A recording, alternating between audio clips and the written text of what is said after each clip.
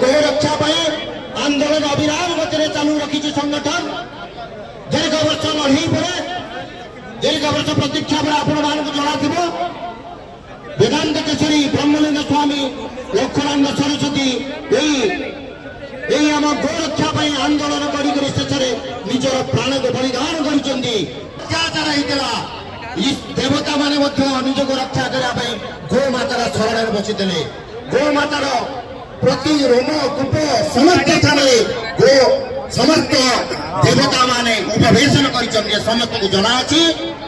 गाँव विश्व मातार समस्ते जानती से जो गो रक्षा आईन आम कठोर गो रक्षा आईन प्रणयन होगा जाऊँगी ओडिशा सरकार में साधुवाद दौचु एवं आज जो सभा होगी मिलित समावेश यार जो उद्देश्य अच्छी तार विषय तार विषय सूचना देवाई मो मान्य पंडित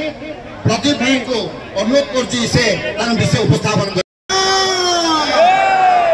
जय जगन्नाथ संकट जीव जगत उपर संकट समग्र विश्व पर्यावरण समस्त समाज उपर संकट आ संकटर मूल समस्या है गो हत्या ए संकटर मूल समस्या है गो चालान वृद्धि ए संकटर मूल समस्या है गो माता प्रति हत्यादर क्रूरता बर्बरता अनादर तेणु ए संकट को प्रतिहत करने आम मैंने गोमाता संतान भाव आम मैंने प्रकृति प्रेमी भाव आम मैंने समाज स्वचिंतक भाव जो गोपुत्र मैंने गो संतान मैंने एकाठी से मिलित संकल्प दिन श्री जगन्नाथ पवित्र माटी ओडिशा प्रदेश भूमि आज गो रक्त रंजित होची गो हत्यार कलंक मुक्त करने गो चालाण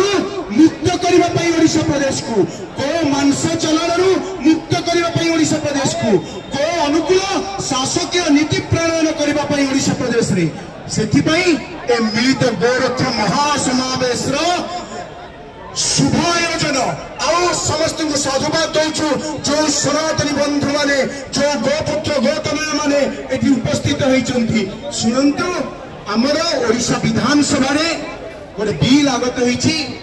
ताहला ओडिशा गो हत्या निषेध और गो संरक्षण बिल 2024 आउ जो सांप्रतिक घटना बली निकट अतीत लोकलोचन को आसीछि तिगिरिया रे गोरु हाड़र पहाड़ कुड़ कुड़ पहाड़ गदा मटन बदल गो मांस गो चलाण बढ़ुची गो हत्याकारी गो तस्कर गो दलाल मान आतंक आज काली तो बालेश्वर घटना घटी घटना केमिति न हो सरकारी कल केमिति जागृत हो एवं सरकार तत्परता अवलंबन करंतु सेथिपाई आमर जो मान्यवर विधायक बिल आगत कर निकट निश्चित भाव में कृतज्ञ रहू ओडिशा गो हत्या गो संरक्षण बिल 2024 को विधानसभा तुरंत पारित करने सरकार पाखे वार्ता पहुंचू जे